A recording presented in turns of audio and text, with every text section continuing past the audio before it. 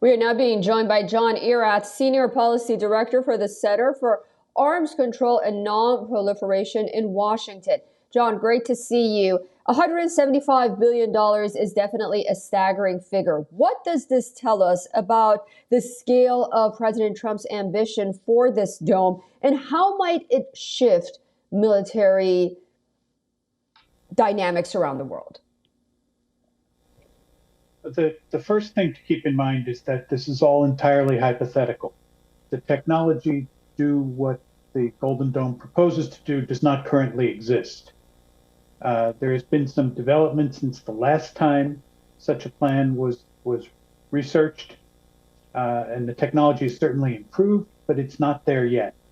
So what we're talking about is a massive expenditure to buy something that is not currently for sale, that has not been developed, and there are still some very important technological obstacles to overcome before it can be developed to function properly. So you don't think it would be fully operational by the end of President Trump's term, as he noted? It's possible that there would be some elements, particularly the radar and detection systems, that could be made operational. But the 3-year time frame is a political milestone rather than an operational.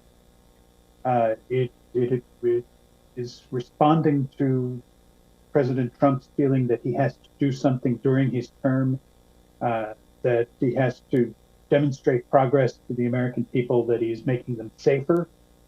And so he's going to do this for 3 years and then leave the operational and technical difficulties to the next guy.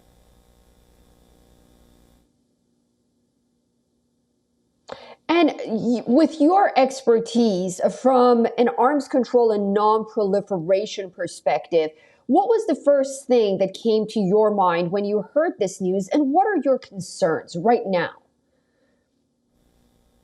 Well, there are several major concerns. The first is that the technology is not available. So what we're talking about is pretty much an impossible goal time described. 30 years, 50 years, then maybe some things will happen, but 3 years, it's too short. The other is the expense. It's essentially buying an unproven set of technologies without proper testing and validation, which is what you would normally want to do with a new defense system, particularly an expensive one. You don't want to put in billions of dollars to find out that it does not work properly. So that's another big concern. And then finally is the fact that this has all been done before. It was tried in the 1980s, it was tried in the early 2000s, and the technological obstacles were too great then. The technology has developed since then, but it is unclear if that is far enough to make any of this possible. So it's essentially a large investment in an uncertain future. All right, very interesting. Well, thank you so much for that analysis. I look forward to speaking to you again very soon. John Erath joining us from Washington, D.C. Thank you for inviting me. For all the latest news, download the WION app and subscribe to our YouTube channel.